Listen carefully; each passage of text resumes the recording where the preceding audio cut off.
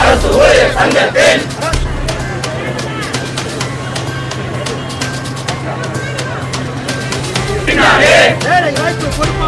வேலை வாய்ப்பு கொடுப்போம் என்று சொன்னீங்களே அரசாணை 56 ரத்து செய் நியாயம் கேட்டு ஆர்ப்பாட்டம் மாநில சர்க்காரே சொன்னீங்களே அரசாணை 56 தேவைதானா தமிழக அரசே தேவையில்லை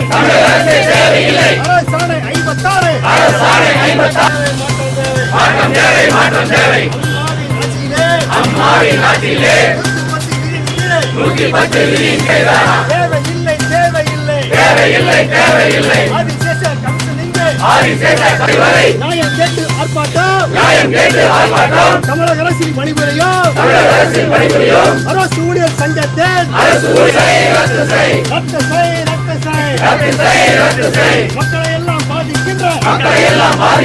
அரசாணை வேலை வாய்ப்பு உருவாக்கிட நியாயம் கேட்டு ஆர்ப்பாட்டம் மாநில சர்க்காரே சொன்னீங்களே ஆட்சிக்கு வந்த சொல்லும் அரசாணை ஊழியர் சங்கத்தின் சார்பாக கடந்த ஜூலை மாதம் 21, 22 ஆகிய தேதிகளிலே மதுரையில் நடைபெற்ற எங்களுடைய சங்கத்தினுடைய மாநில ஆர்ஜிபி எடுக்கப்பட்ட முடிவின் அடிப்படையில் இன்றைக்கு தமிழகம் முழுவதும் இந்த போராட்டம் என்பது எழுச்சியோடு நடைபெற்றுக் கொண்டிருக்கிறது. இந்த போராட்டத்தின் முக்கிய நோக்கமாக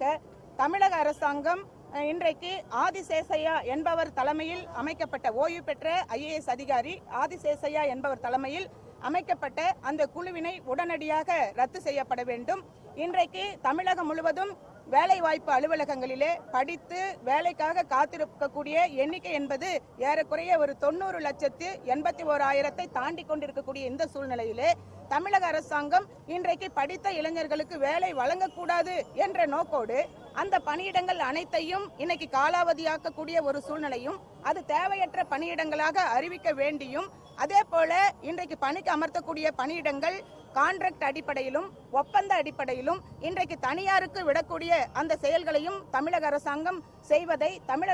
தமிழ்நாடு அரசு ஊழியர் சங்கம் வன்மையாக கண்டித்து கடந்த 21/8/2018 அன்றைக்கு எங்களுடைய மாநில ஆர்ஜிபியினுடைய முடிவின் அடிப்படையில் தமிழகம் முழுவதும் அனைத்து மாவட்டங்களிலும் ஒரு மனித சங்கிலி இயக்கத்தை நாங்கள் வெற்றியோடு நடத்தினோம். ஆனால் அதற்கு பிறகும் கூட தமிழக அரசாங்கமும் அது சம்பந்தப்பட்ட மாண்புமிகு தமிழக முதலமைச்சர் அவர்களும் அந்த அரசாணையை ரத்து செய்யாததோடு மட்டுமல்லாமல் குறைந்தபட்சம் இந்த அரசாணையின் மேல் இருக்கக்கூடிய நடவடிக்கைகள் சம்பந்தமாக அழைத்து பேசாததனுடைய எண்ணங்களை இன்றைக்கு வெளிப்படுத்தக்கூடிய வகையிலே இந்த ஆர்ப்பாட்டத்தை